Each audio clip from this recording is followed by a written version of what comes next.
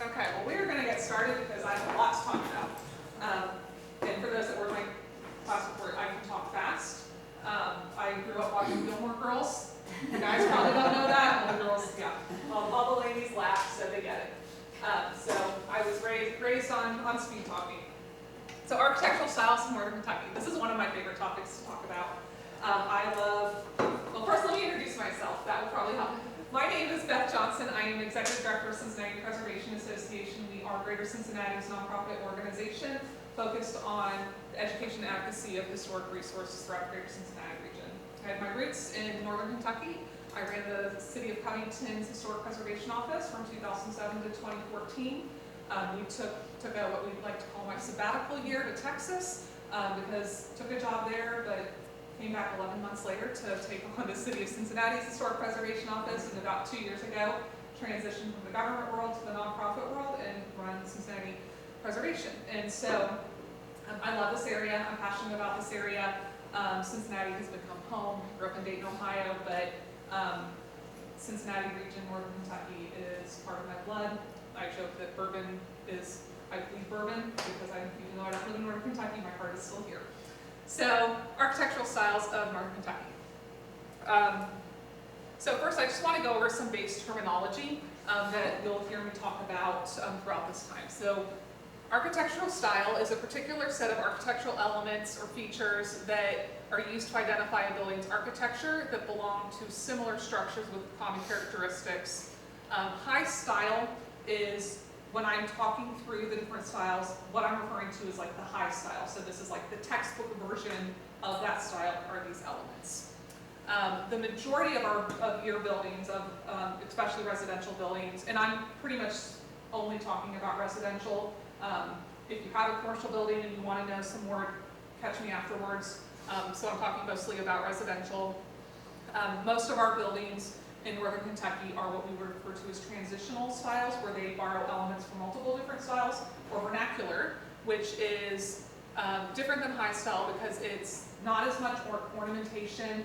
It's about making sure you're using local materials that usually is not architect designed, often sometimes from pattern books, and they'll usually use elements from a popular style at the time. And then there's building form and plan, which is the layout of the house. So sometimes people say, well, I have a shotgun house. They do, but that's not the style. That's the building form. Shotguns can be colonial revival. They can be Italianate. They can be Queen Anne. They can be a wide variety of things. That's the building form. So we're going to start with building form. I'm going to go over a few of the most popular building forms that you will see here in Northern Kentucky. So shotgun, pretty simple. One floor stacked on top of the other. It was popular 1860s to the 1920s, built for the urban environment. So for these long, narrow lots, they say that it comes from the Creole culture in New Orleans. We believe that that's probably the most accurate, but there's really no specific documentation that said it started here and then it went here. It's just kind of how patterns happen throughout the United States. They say that it got its name because you can stand at one window or one door and shoot a gun, take a shotgun all the way through. Again, that's just kind of old wives' tale. We don't know if that's true, but we still like to say that. Usually always one story, 2 bays wide, usually with a window and a door, 12 to 16 feet wide. There can obviously be variations on that, but that is kind of the typical setup. And also it usually goes living room, bedrooms, kitchen. A lot of these have been adapted, like theirs has been adapted where the attic is now livable space as well. Foursquare. Sometimes people will call this the American Foursquare as well. And this is popular 1900s, 1910s, actually up through the 20s and 30s. And it often, colonial revival is probably the most popular, but you'll see.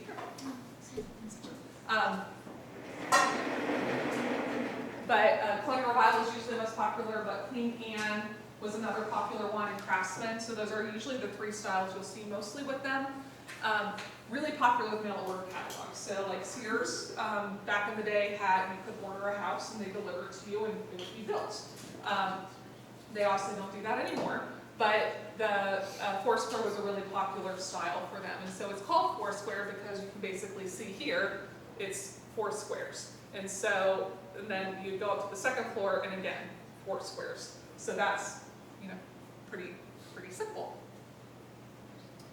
The Northern Kentucky Townhouse. So this is a building form that we know is only here in Northern Kentucky.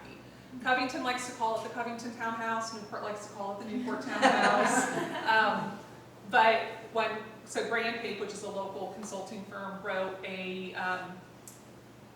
basically wrote a kind of paper about this form, and they're like, we're going to call it the Northern Kentucky Townhouse. So that is what the official terminology is. That's what the State Historic Preservation Office uses, but Covington and Newport can call it, they can claim it themselves. And so this is similar to a shotgun because the rooms are all stacked up, but the door is on the side, and it's a 2-story, at least a 2-story, sometimes a 3-story, where then the stairs is here, and then the second floor again is room, and room. Sometimes there might be a hallway on the second floor in those rooms, sometimes not. And so that is the Northern Kentucky Townhouse. Like the shotgun, it is for our long, narrow lots that are in urban environments.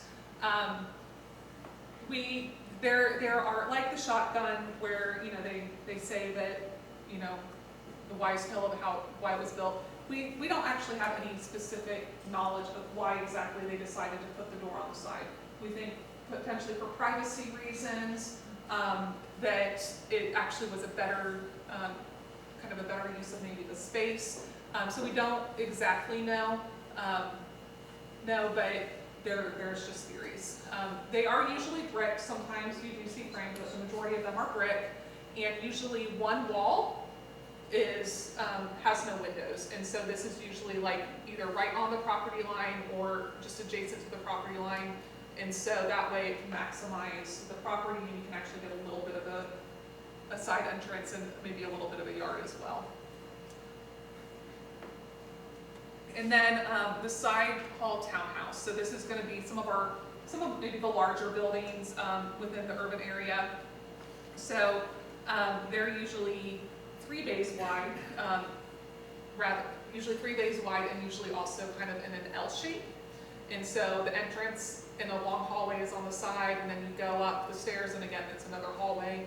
And so again, also for more urban environments, but usually 3 bays wide rather than 2 bays, and the entrance is on the front. Okay, so now we get into the styles. So Federal. So we do have some buildings that might be earlier than Federal, but really not many. Those are going to be more like log cabins and types of things like that. So Federal is really considered one of our earliest styles here in Northern Kentucky. So Federal is 1815 to the 1840s. It's some of our earliest architecture in the United States. When you go to the East Coast, you tend to get a lot of Federal architecture as well. They're very simple forms and detailing, very rectilinear. They'll use a lot of classical details. So if I say terminology and you don't know what that is, raise your hand and I can explain exactly what it is, but I'll try to point things out as I go. So, so they have like cornice detailing here, classical columns, arched windows are some of the most prominent things. Most of these buildings are going to be closer to the river. Often they were part of larger estates, and so you'll see these buildings. Often maybe they'll be ones that are going to set back further from the street because that was the main building, and then the neighborhood was subdivided around them.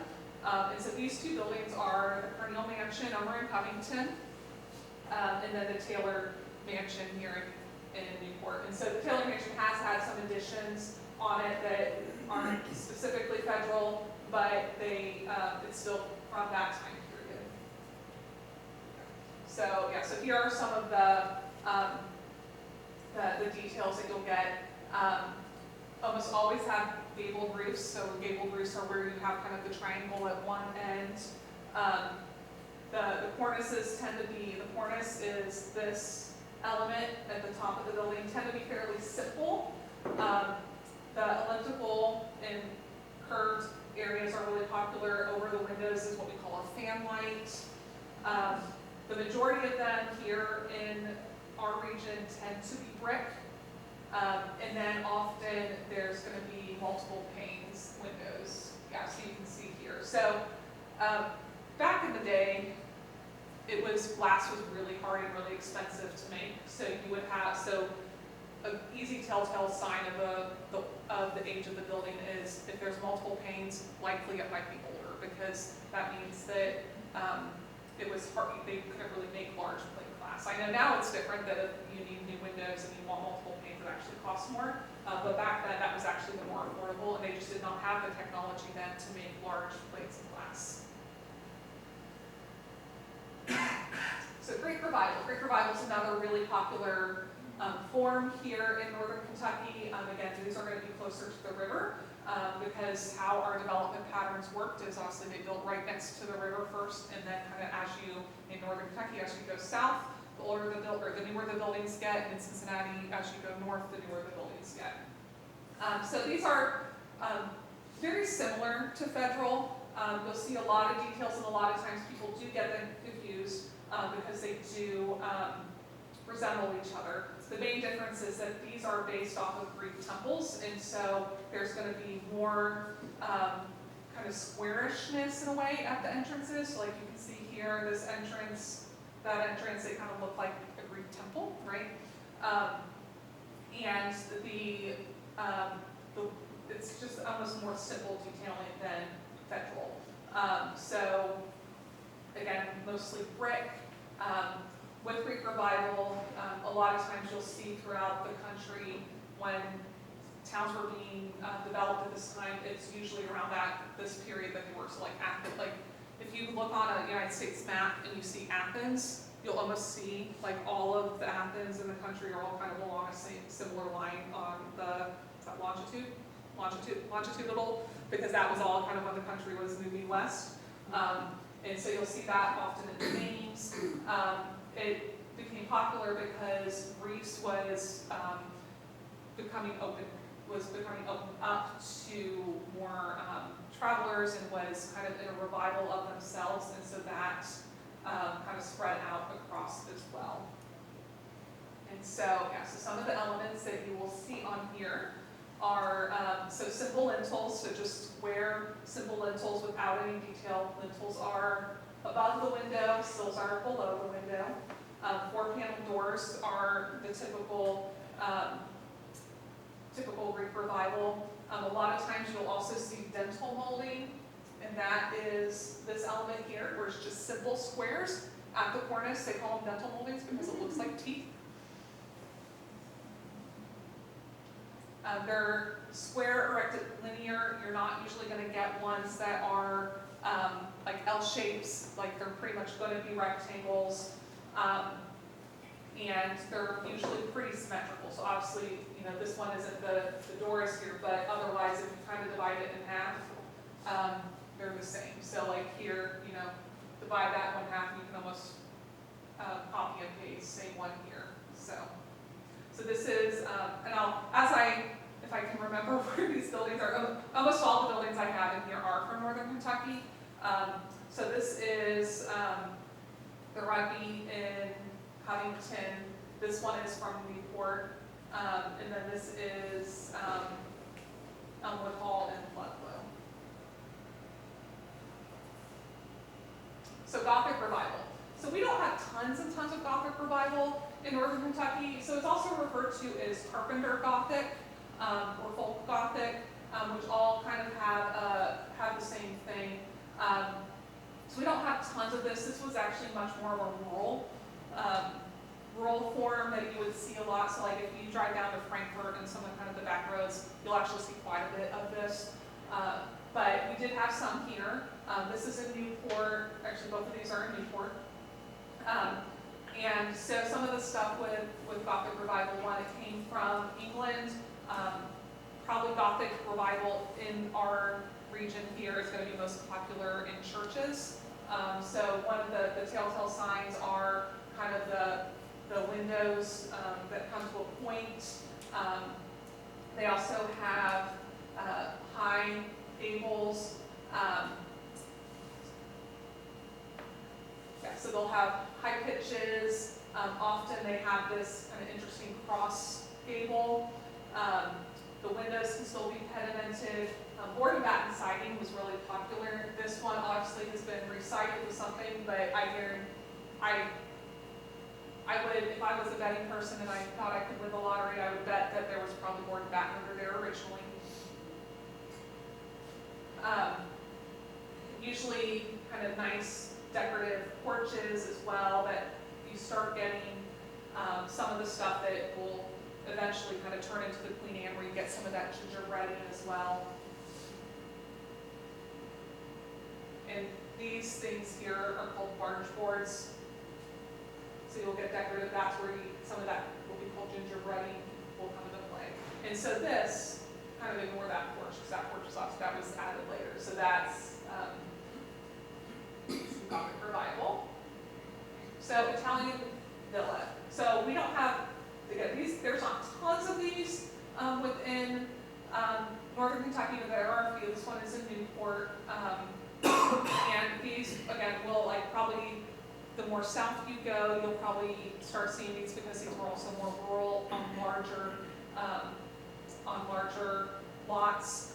So it was based on the Tuscan Italian villas from the 16th century. So there was a architect named Andrew Jackson Downing who made these pattern books. And what he was originally from England, came over here, and they were just these very picturesque rural type houses from Italy. And so he created these pattern books, and they started kind of popping up throughout the United States. So usually brick, very elaborate. Obviously the houses are big, so usually people live well. In Cincinnati, we have quite a few of these up in the Clifton area, up on kind of the north area of Clifton, where there was a lot, once people were able to get out of the basin, that's kind of where a lot of the wealthy people had moved to. And so, this tower is a really popular form that they would have in there. They're not symmetrical, it's kind of very, almost kind of organic in nature, where each segment is slightly different, but they also kind of work together. And so you have cornices that have brackets. You start getting the window heads and window lintels that are more elaborate rather than the simple squares from the Greek Revival. You start getting single panes of glass, because technology is advanced and people also have more wealth that they can spend. Arches are really popular. And the roof pitches are much lower than with the Gothic Revival that you had seen before. So Italian, this is the most popular style in our region. The greater Cincinnati region has the most Italian brick residential buildings than anywhere else in the country. We have a lot. So Italian is evolved from the previous style, but a more simplified form that was more common and more accessible to the common citizen. So it's often a combination of details from not from different styles, but not every single building has the same exact details. Very popular in commercial and residential. If you go Main Street in Covington, the majority of those are all Italianate. I think a lot in Fairfield Avenue is, a lot on Monmouth Street. And so with the commercial buildings, basically the second floor will look the same, and then there's usually a picture window, or a big storefront window there. So the kind of the telltale sign of an Italianate is the cornice. That is, it was at one point called the bracketed style because of the bracketed cornice. And so the cornices, they can be sometimes very, I apologize if this is so grainy, but this one has paired brackets with some of the kind of the swag in there. This is bracketed with paneling. Often you'll get just a straight row of brackets as well. Some of the other things are the windows on the front are always are much more ornate. On the sides they are usually simple just because they're not as visible. Yeah, so this is an example of the bracketed cornice going all the way across. Stone and brick is most common here, but we also obviously have some that are frame as well. The high style would use coins, great Scrabble word. So it's Q-U-I-O-N-S, so that's how you can use one here. These are coins, so it's these kind of like corner zippers on the side.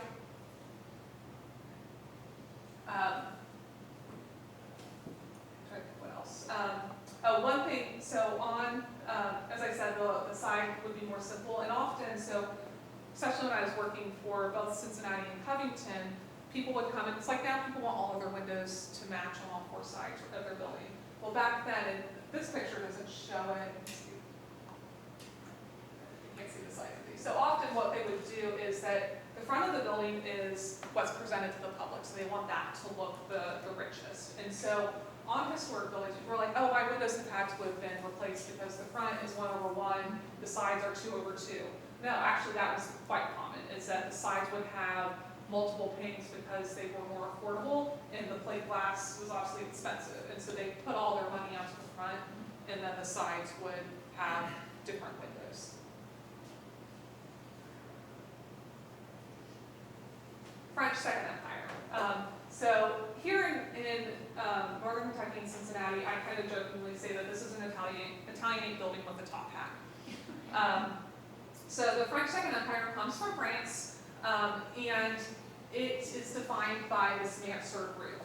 The mansard roof came about in France because in France, buildings were taxed on the floor levels that they had, and so you were taxed more for 4 floors than you were for 3 floors.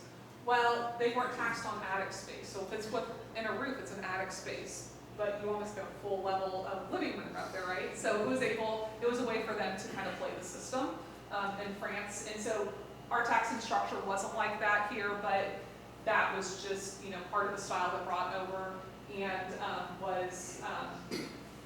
was included in our styles. So ours, you see a lot of the same elements on the bottom of the building that you do with Italianate. The Italianate building was the first of what we call the Victorian era of architecture. So like when people say, oh, I have a Victorian building, Victorian isn't necessarily a style, it's an era of styles. And so Italianate, Second Empire, and Queen Anne are kind of the 3 architectural styles. And then within Queen Anne, when I get to that, there's multiple kind of sub-styles within Queen Anne, but all during the Victorian period. And obviously the Victorian period was named after Queen Victoria when she was in monarch in England, and so it's actually quite a long period. So from about 1860 to 1910 is kind of what we consider the Victorian era of architecture, which is probably one of the longest eras of architecture that we have, just because she was in, that's why she has in like 3 different styles within her era. Again, this is also seen in commercial and residential architecture.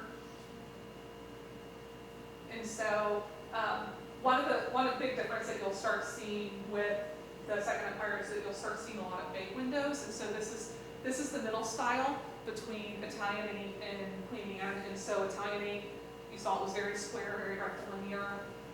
Second Empire kind of starts building more embellishments, and then when we get to Queen Anne, it's kind of like all the rules sometimes feel like they were thrown out because they are very much more organic, very much asymmetrical. Symmetry is not part of the Queen Anne language very often. So again, they had that projecting cornice, the mansard roof. Cresting was often really common. It's often lost now just because it's on the roof. Sometimes they would often take it down because they needed metal during the wars. But that is a popular thing with them. The bay windows are real popular, recessed entries. These tended to be more high style rather than common architecture. And the period of it basically is very similar to the Italianate. So Queen Anne. So Queen Anne has, and I think I have a whole other slide just Anne is a very, very wide style. It encompasses a lot of different things that it can make up a Queen Anne. So one of the telltale signs is also a steep roof and a gable roof. So both the Italianate has a flat roof, and then you get to the mansard. So it just kind of, as you go through the Victorian, it just kind of starts getting steeper. So the towers are a really popular plan. They often would do cross gable. Cross gable is where you kind of have like the gables, you have kind of gables on all different sides. The porches were really popular, whether it was just a front entrance porch or something that spanned the whole thing. They tended to be set back further from the street. Italianates tend to be right on the street. So spindles and bracket work. Cresting was also used on here. Half timbering, shingle work. Sometimes you'll have a little bit of some of the classical details in here as well. Stained glass is real popular. I know East Row has tons of stained glass. Actually, there was how many people listen to OK, I Want to Know on WPXU? It's a little segment, you know what I'm talking about. Yeah. So it's a little segment called OK, I Want to Know with OK, I Want to Know with Bill Reinhardt, where people send in questions and he goes and finds the answer. And so I was on there maybe last year sometime talking about all the stained glass in Newport because in the East Row, because there's tons of it, because Newport, East Row and Newport is a hotbed of some of the best Queen Anne architecture in the region. So, as I said, so Italianate, very orderly. This one is not orderly. So it's just, some people kind of say it's chaotic, just because there's so much going on. And so lots of different details on here, lots of different materials. Usually like Italianate is brick, wood trim. This you'll have shingles and brick and stucco and stone and all sorts of different things. Once you start getting, all those different substyles are, so free classic is, are ones where you're going to have more classical columns on them. So you'll see, oh, that looks like a colonial revival. And free classic is often some of the later of the Queen Anne, so that's usually 1900s when colonial revival started going in, so they kind of transitioned into that.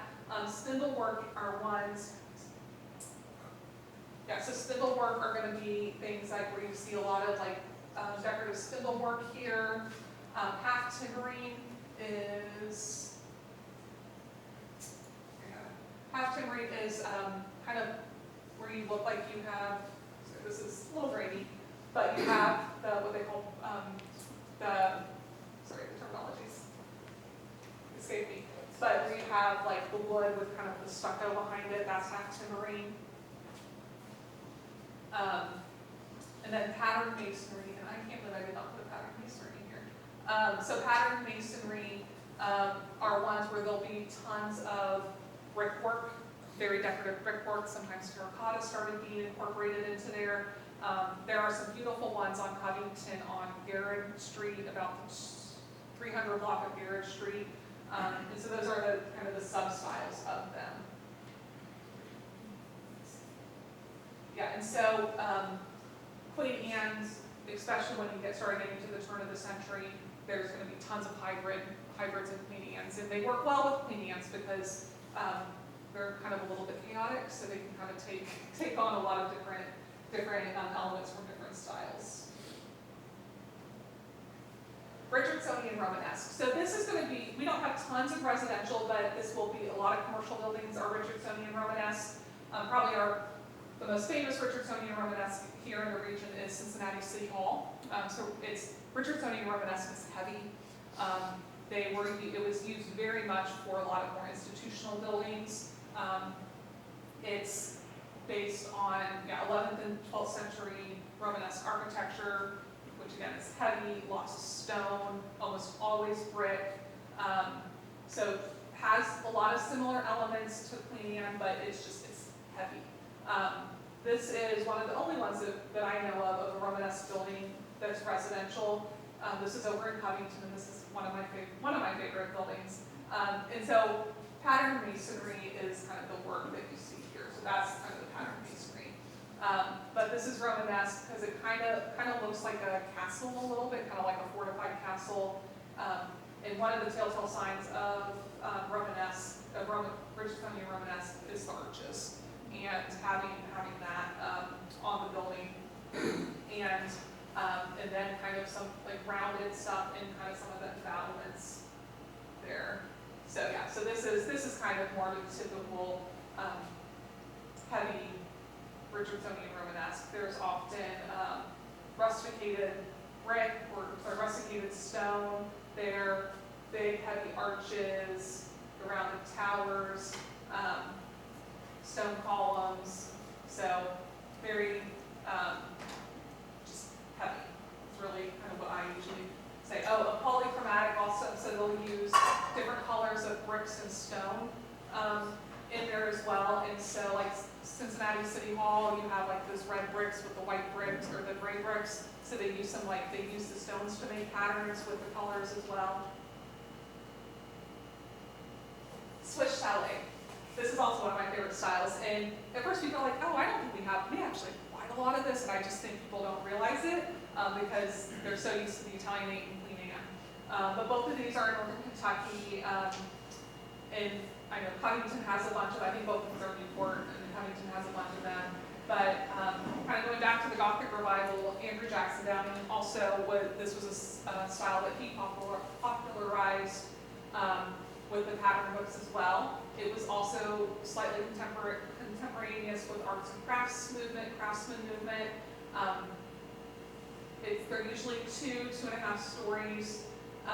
In Cincinnati, we actually have more Swiss chalet, or Cincinnati and Northern Kentucky, we have more Swiss chalet than a lot of our other contemporary cities. We don't really know why. I know that there was one architect that really liked it, but we know he didn't do all of them, so we're thinking, I wish I should have put a picture in there. There's this it's probably one of the most famous ones. It's up on Upland Street in Cincinnati, and it's this very, very elaborate Swiss chalet building that was architect designed one. And so he was a fairly popular architect at the time, so we think that maybe a lot of people might have copied him. But it's just kind of a really unique one. And so some of the things that, so almost always front gabled, they have, those large, wide brackets that were there. Stucco and brick were often two of the more popular materials. There are sometimes some frame ones, but I think the majority of them are brick. They have, some of the decorative barge boards that you would see like in the Gothic revival, which makes sense because that was also Andrew Jackson Downing. Square and rectilinear. On the sides, they would sometimes have a little bit of projecting bays as well. The brackets are actually called end rafters rather than end rafters or brackets rather than kind of like the cornice details that we have with Italianate.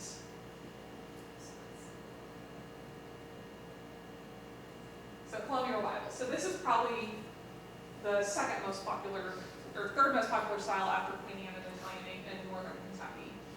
So it became really popular after our centennial in 1876. Everyone's like, oh yeah, colonial, like let's go back to our roots, and it was patriotic to build colonial. And so a lot of architectural, classical architectural details were used in it. The Federal and Georgian architecture, which is the popular styles during the colonial period, were the ones that were referenced. So they're not exact replicas, but definitely you see some of the similar elements. So like, this looks very similar to a Greek revival. Like if you took that away, you're like, oh, well that's kind of a Greek revival, but then with like kind of some embellishments and additions.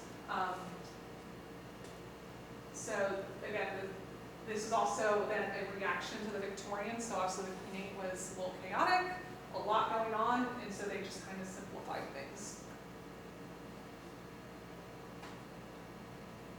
And so, yeah, so some of the elements, the classical columns, the triangular pediment, again, arched windows. It's not on here. So Palladian windows. So Palladian windows, you'll see. So it's one where there's a center window with two square windows. It kind of looks like could almost be like a little storybook. Was real popular during colonial revivals. The hipped roof form was extremely popular, and that also came because of the Sears kits with the American Foursquare. So this is also the time period where the American Foursquare became really popular. They have dormers, which are these roof elements to help take advantage of attic space.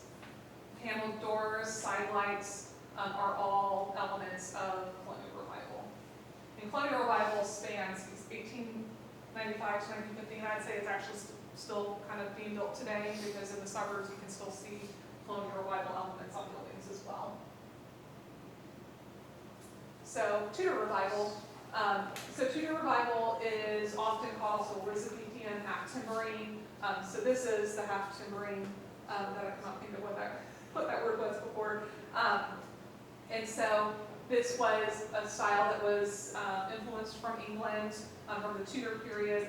Anytime you see revival, basically means that they're looking at a style that's older and reviving it. So this was, they're usually more, they can be small cottages like this one, or larger, kind of more rambling estates. One of our most famous Tudor revival here in Cincinnati is anybody familiar with Pinecroft? Howard Crossley's estate up in Mount Airy?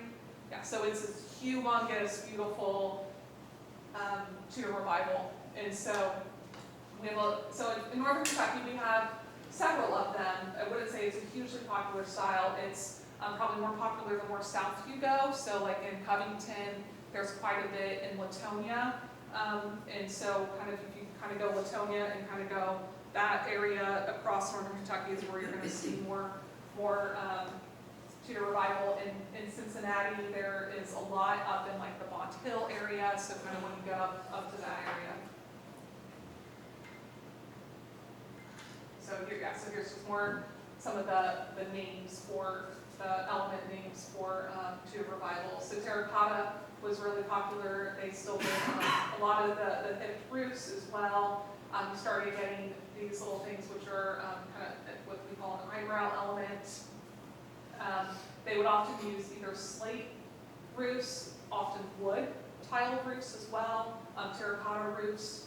So a lot of those different types of materials were becoming popular. The older the buildings are, the less type of materials you're going to see as well. So because it was just, back in the day it was brick and wood. Now we're getting things like different types of materials are more easily available. Things are able to be shipped in. Before, you almost were dependent on what was local. And so if you didn't have clay, you weren't going to build brick.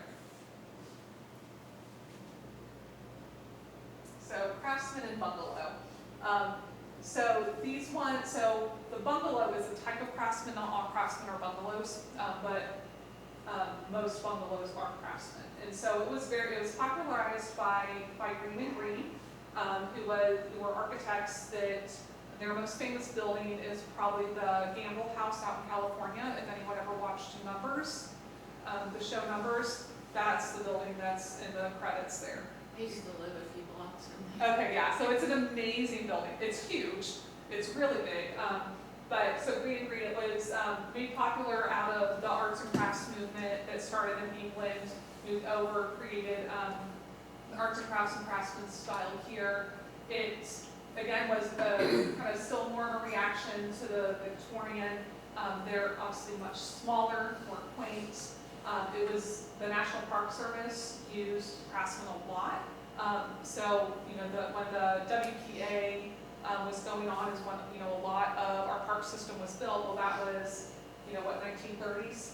And so this was a popular style. So that's why you'll see a lot of craftsmen within the national parks as well.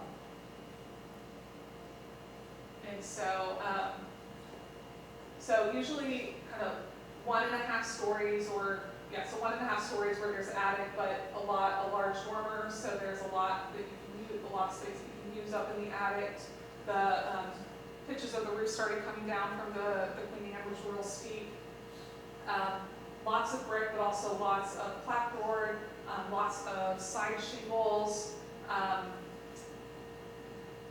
They started doing these kind of like picture window type things on the first floor. You can see a lot of variety of materials, not necessarily just simple materials or simple one material buildings, but incorporating a lot of different types of materials within the building. One of my favorite descriptions of Craftsman is, this woman told me, she's like, every time I go into Craftsman, it feels like the building's just hugging me, because they are much more, kind of, I say, comfortable in a way, less grand than the Queen Anne's.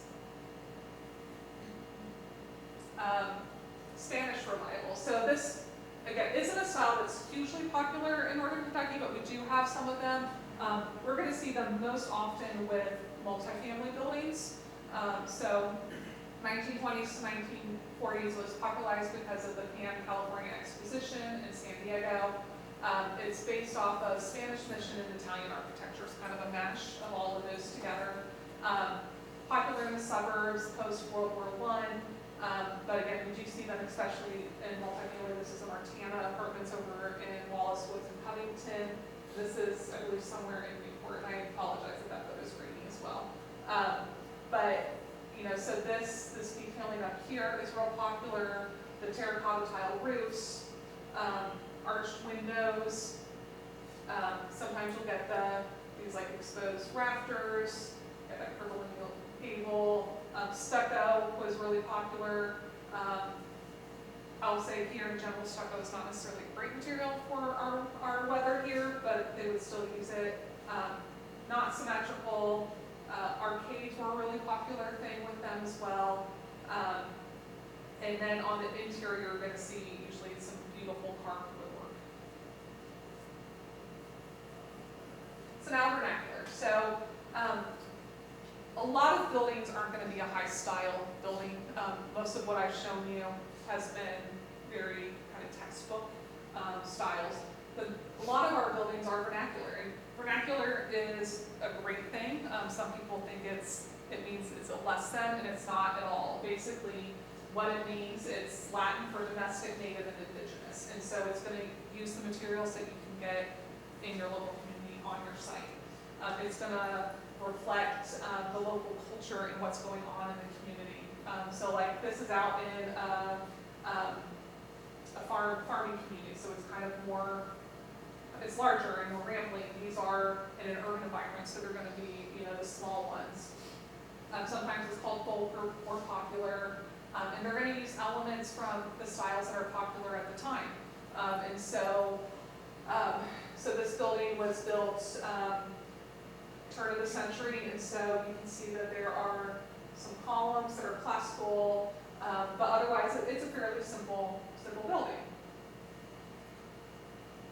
And so this is the timeline of all the different architectural styles, the majority of the architectural styles that we have up through the 1950s. And so you can see almost every single style overlaps with another one. And so many of our buildings are going to be what we call transitional styles, where you're going to have elements from, so like here you might have elements from Greek Revival and Gothic, or a really popular one is Colonial Revival and Colonial Revival in Craftsman Bungalow, or Colonial Revival in Queen Anne are popular ones. And so you'll see elements of both of them. And so often what we'll say is that, okay, well, we think that the general style might be a Colonial Revival with elements of Craftsman. And so, or you can say that it's a transitional between a Colonial Revival and Craftsman. So both of those are fine to say. And it's okay that buildings have different styles and different elements as well, because also you have to think, over time, people are going to make additions to their buildings, people are going to make changes to their buildings, which is completely okay and part of the building story. And so they're often going to use elements from, or styles that are popular at the time of when they're building their additions to the building. So mixed styles or transitional styles. So this one is, and this is where I keep my notes. So this one was built in 1898. This was built in 1898, and so there's lots of Queen Anne elements about it. There's, you know, some classical elements, there's shingle style elements of it. So shingle style is not a style that we have tons down here. It's very popular up in New England, in some of like the big, large homes up on, I forgot what the big river is there, up on the Hudson and things like that. So that has elements from that one. This one has both Queen Anne elements as well as classical revival elements of it. And so this one was built 1901. And so you can see that there's, you know, a transitional style of both of those, and there are elements of both.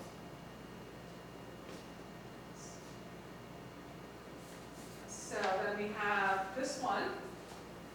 Who wants to take a guess at what the styles are on here? Anyone brave? So it's it's craftsman and colonial revival elements on here. So some of the craftsmen are, you see some of these crafters here, kind of these large kind of repeated picture type windows, the tile work, colonial revival. So this little arched element over the door is a very, very popular colonial revival element. So that kind of has a mix of both. And then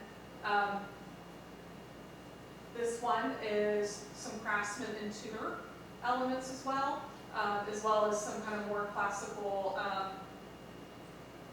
Victorian Queen Anne type stuff. So this bay window, some of the Tudor elements are, this arch is a very popular Tudor element. Another craftsman is that the kind of a large picture window. So it's just kind of a little bit matched, but it all works together. And then, here it goes. And then these ones, so people also call these styles eclectic, where you'll see a lot of different elements. This one definitely, to me, is eclectic. So there's Italianate with the cornice, and then there's Queen Anne with all of this, and then this is still more Italianate. So, you know, there's a lot of different styles of Victorian going on there. And then this one also, another Italian, so all of these are Italianate with some like kind of Queen Anne. So kind of the Italianate form, but these windows are very Queen Anne, the stained glass. This one is, I'd say, is more of a Queen Anne with Italianate detailings, where these ones I would say Italianate with Queen Anne detailings.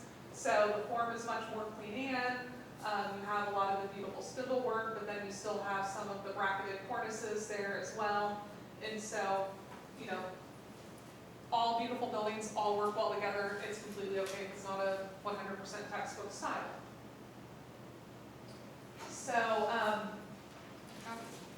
okay, well, yeah, so I got there, right? I got there now. And so there's a lot of different books that you can find. These are just some that I have. This is what we like to refer to as the Preservationist Bible. So this is every single historic preservationist probably has this on their desk in their library. This is a more updated one, but there is one that was a little bit older. I'd say almost every time I go into half price books, I see one. And so it's great. And what I love about this one is that, so it will have, you know, like the basic,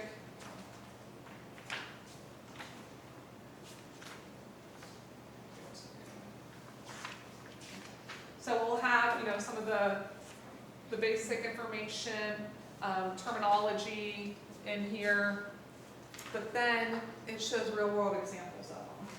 So you can actually see other buildings that might look like that. And so anytime someone is asking, well, what my style is, my first question, like you guys, what's the date of the building? Because if the building was 1915, it's not going to be a federal style, right? So that's why this timetable and knowing the date of your building is important, because then that at least narrows down of what it can be. Obviously here we have a lot, you know, with a lot of buildings, a lot of styles going on at the same time. And so that's that area where you get a lot of the styles kind of crossing each other. This is another one I really like. It's very simple. It's called What Style Is It? So this is a great book. Actually, probably my favorite one for for people is, I actually give this to a lot of realtors. So it's called Identifying American Architecture, and this is one I actually keep one in my car. So when I have, because anytime I'm driving people around, they're like, oh, what style is that? What style is that? It's like, well, let's play a game. Here's a book. And so it's super simple, because this can be a little bit overwhelming, so there's tons of information. This is called Identifying American Architecture. It's by John Williamson. And so, like, it's super simple. So each style just has 2 pages. And so, it just gives you the basic information, or is it 2 or, yeah, 2 pages. Basic information. They have real buildings that have little numbers that tell you what the elements are. So this is a great one to keep in your car. Again, this is one, anytime I go to Half Price Books, I find these, and I give this one out a lot to people. Probably another one of my favorite is called The Visual Dictionary of American Domestic Architecture. And so again, I really love when these architectural style guides have all of the terminology in there, because I think that makes it really good rather than just having a dictionary without a picture, because it's sometimes hard to tell. And also you'll find regionally, like, so if you go up to New England, some people might refer to certain elements on buildings as different things as well. So actually having this so you can kind of see what things are called is really great. This one is another field guide to American architecture. This is the Cadillac of them, but this one is good too. And so again, pictures with details. This one doesn't have as much background on individual styles like this one does. And then finally, Architecture Spotter Guide. So this is one that is not just American architecture. So this is one when I go to Europe, I like to take this one because this one is wide spanning, and so it's a good one if you like to travel. This is a good one to take with you as well. So questions? Sorry, I know that was a lot of information said really, really fast.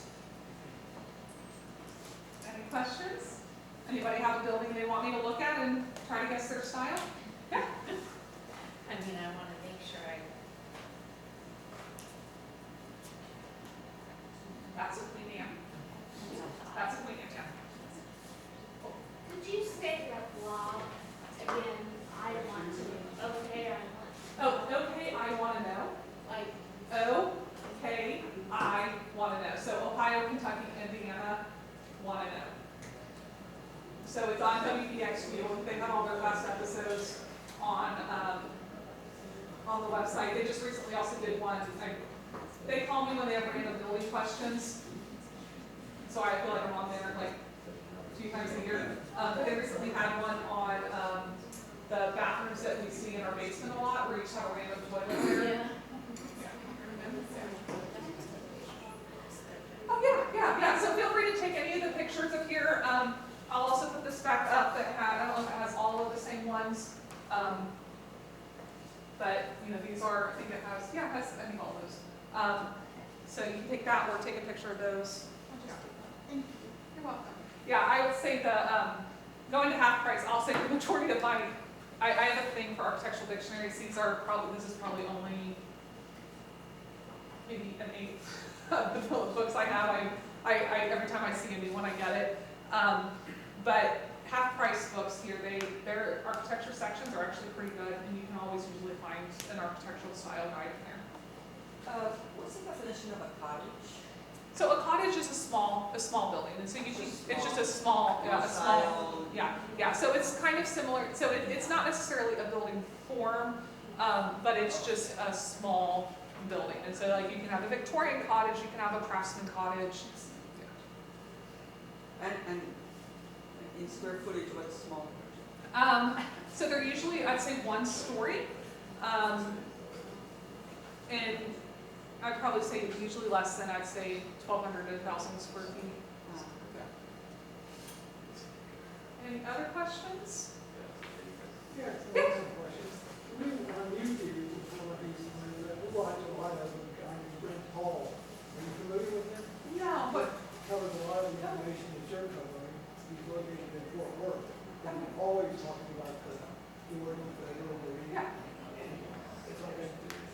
video on several times a week. Okay, is he like HGTV or No, on PBS? YouTube. YouTube, okay, okay. Brent Hall, you get a ton of this kind of information. I'll have to find them, because we're always looking, like, yeah, we like being able to put resources on our website so people can go learn. So I'll have to look them up and so we can link to this. Yeah, He does consulting work, so people will take Okay. that to him. perfect. Brent Hall, is that what you said? Brent Hall. Okay, I will All, like him. all will work. Okay, I will like him. Any other questions?